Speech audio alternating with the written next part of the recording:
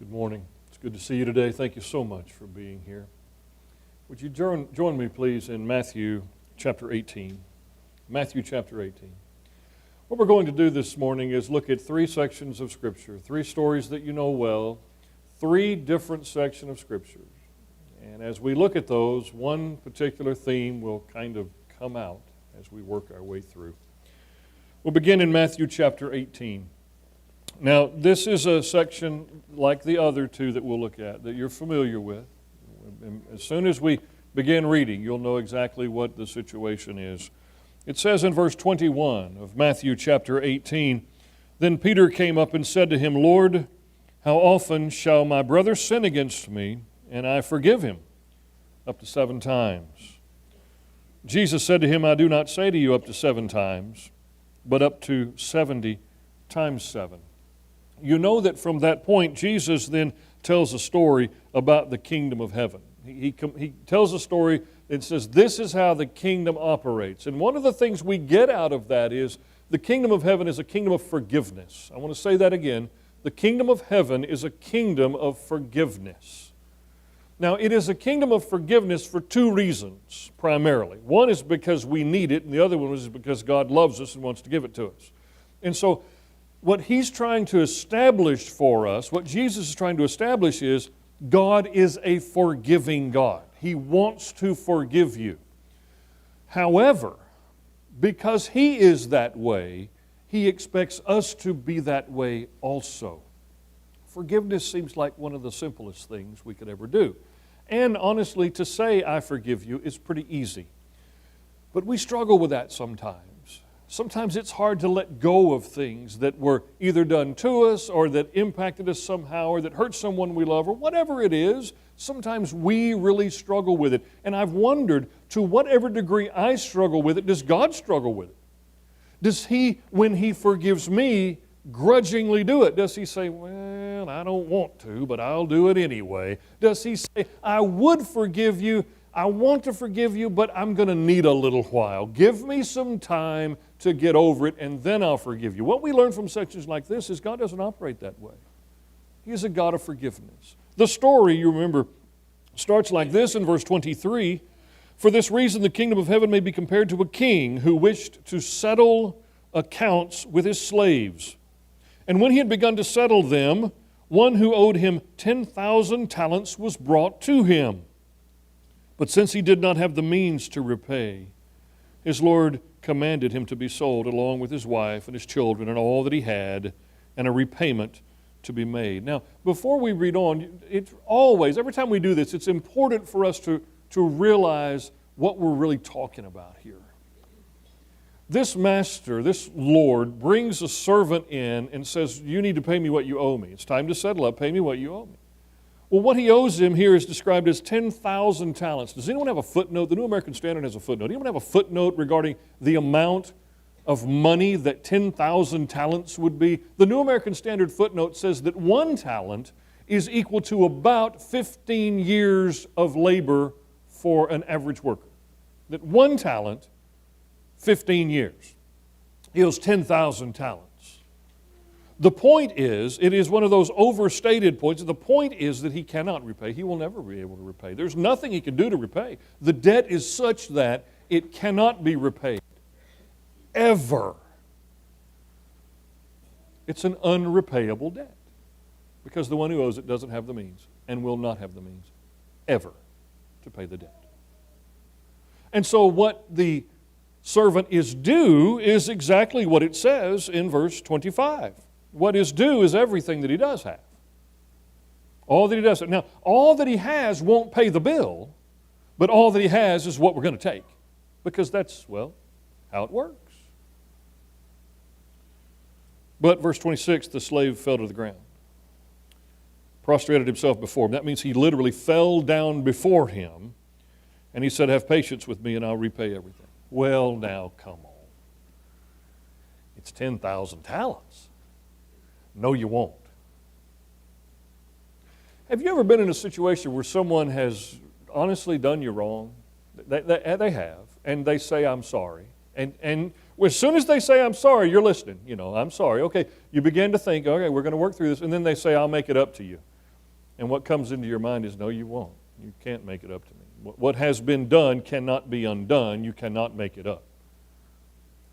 Sometimes life's like that. Sometimes situations are like that. What I have done to you, about you, whatever it is, cannot be undone. I cannot fix it. I cannot make it up to you.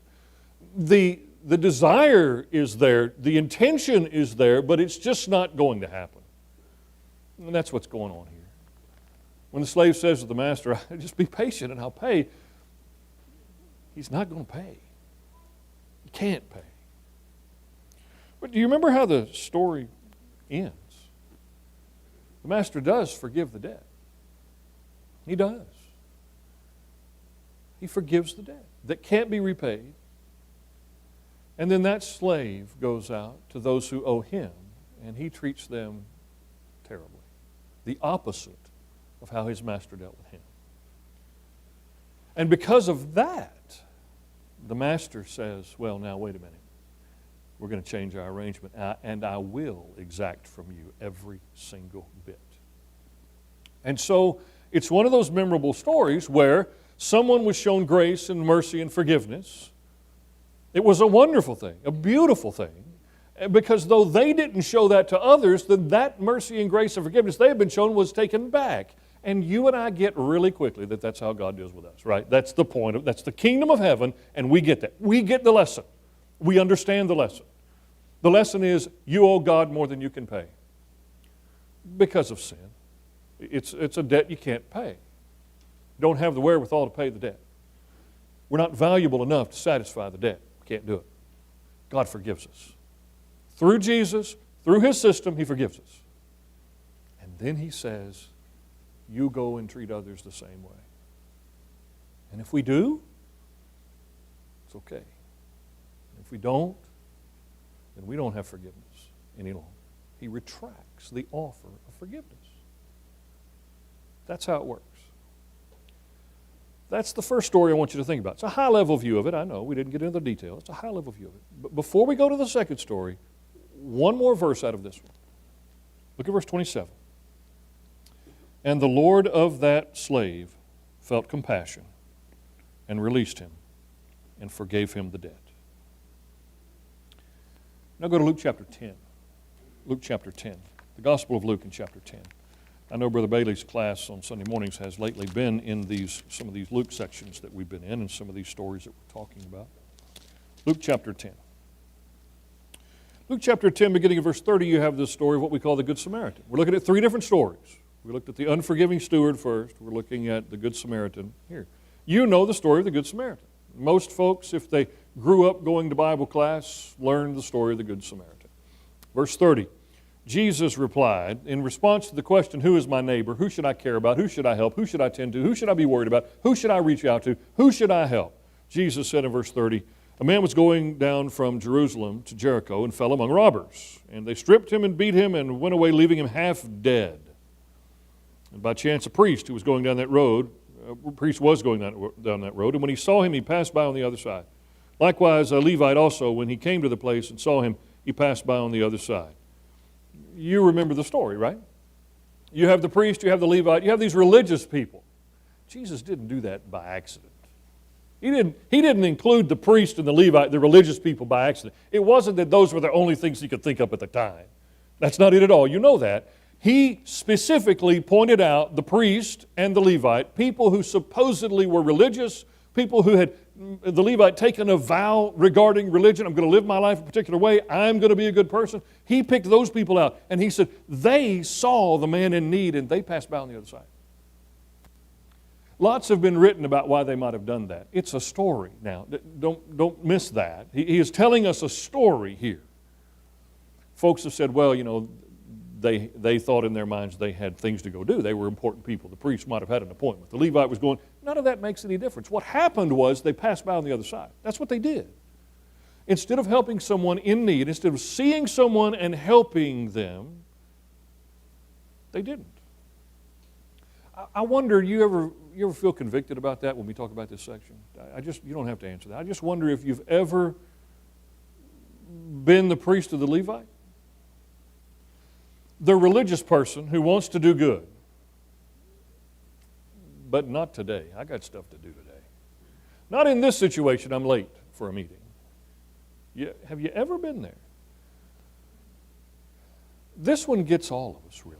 One way or another, it gets us. And what we do sometimes is we say, well, this situation I'm not going to be able to help, but now I help in a lot of other ways. There's a lot of other things I do. In fact, I've got a list of ways that I help. I don't have it written out or printed out. That'd be terrible. But I do have it in my mind. I know how good I am because I'm religious. But I pass by on the other side. The Samaritan, however, does not. Now, the significance of the Samaritan, the reason he's called a Samaritan is because he's not a priest or a Levite.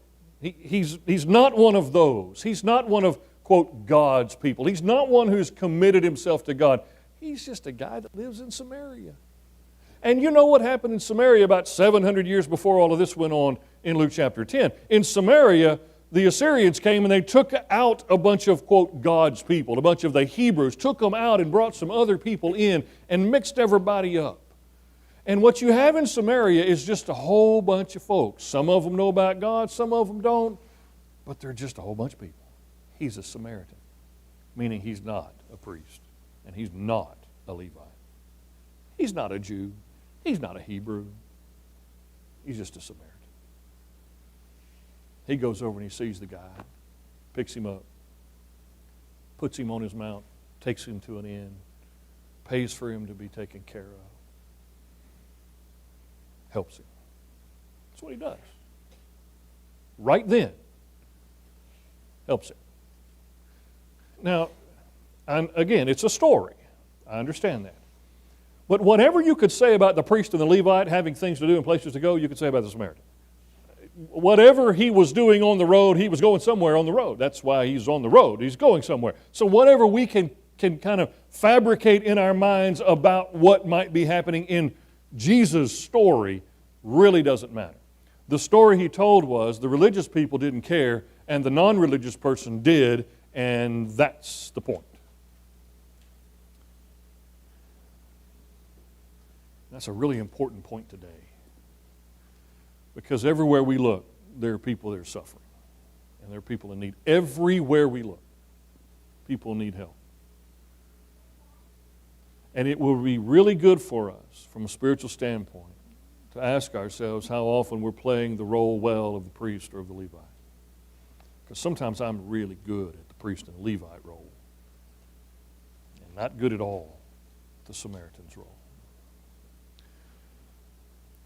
One verse we'll read before we go to the next story. One verse we'll read. Verse 33. Luke 10:33.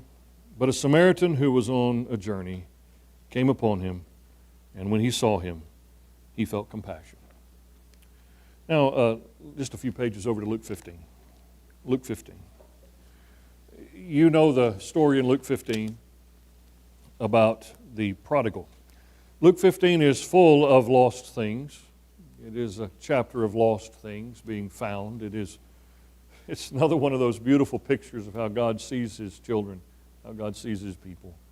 Lost things that need to be found. You ever thought about that? As if we can say it like this, as God looks down from heaven, as He looks on us, He sees lost needing to be found. That's how He sees us. And lost needing to be found and willing to take great risk to find, to bring home.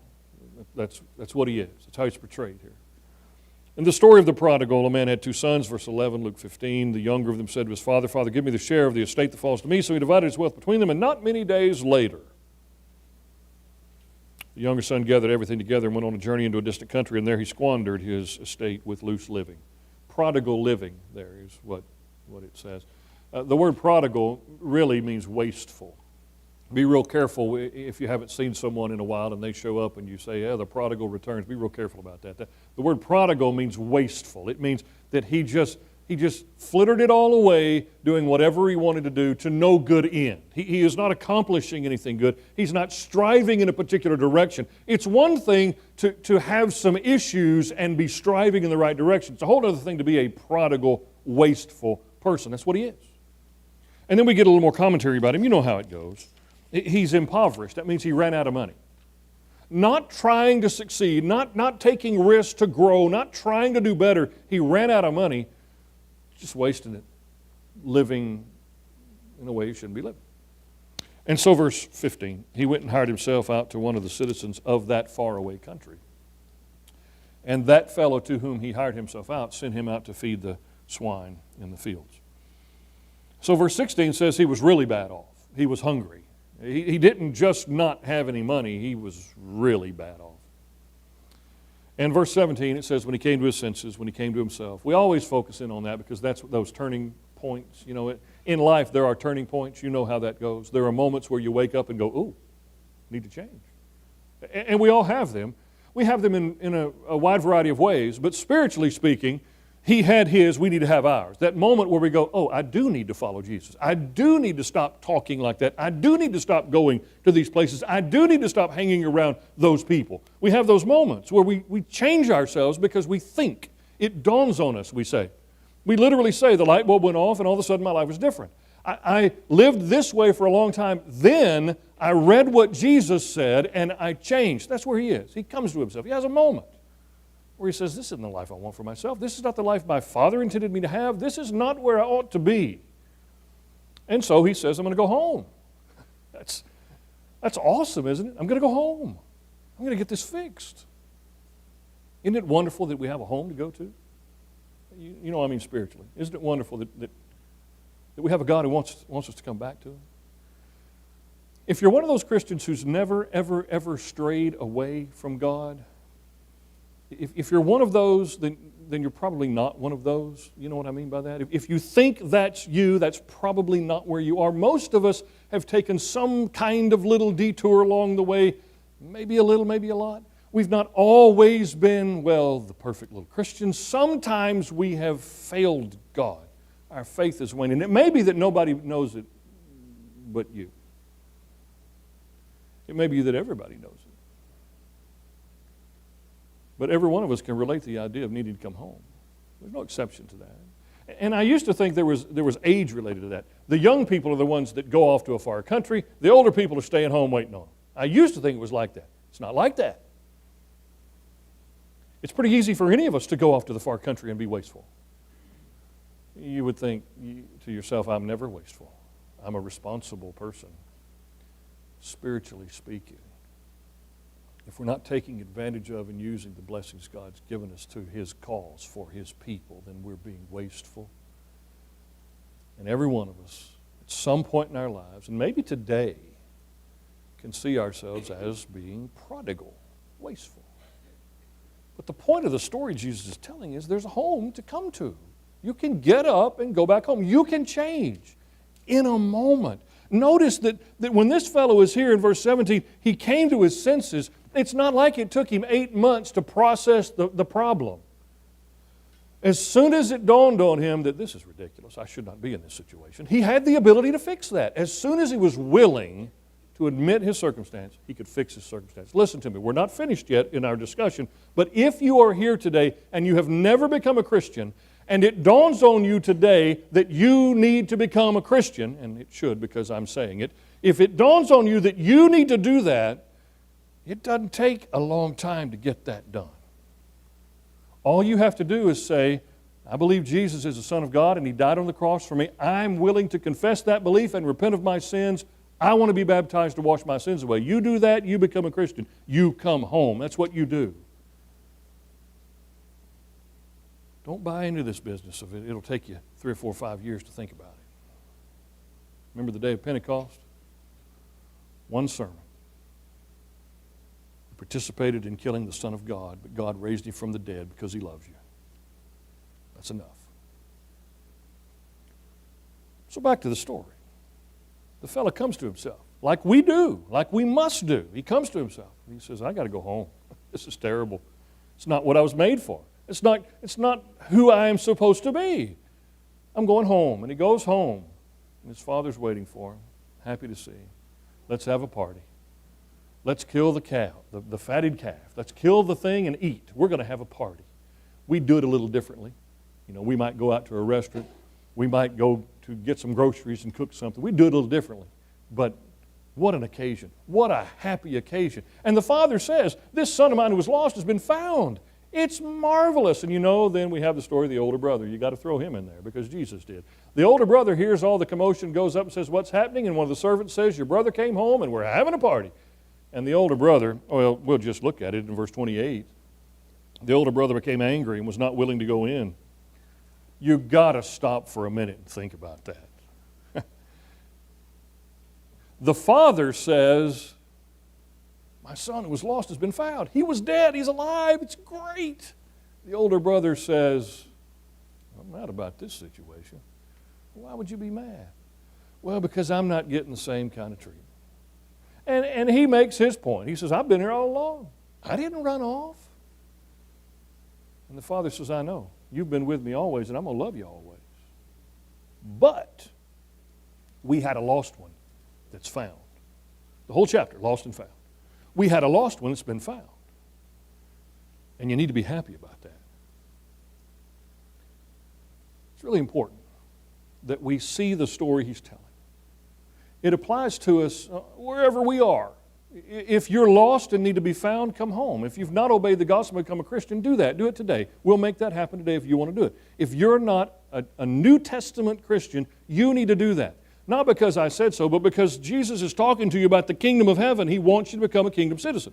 So if you haven't done that yet, let's do that. If you have questions about that and need to spend some time studying about that, let's get that done.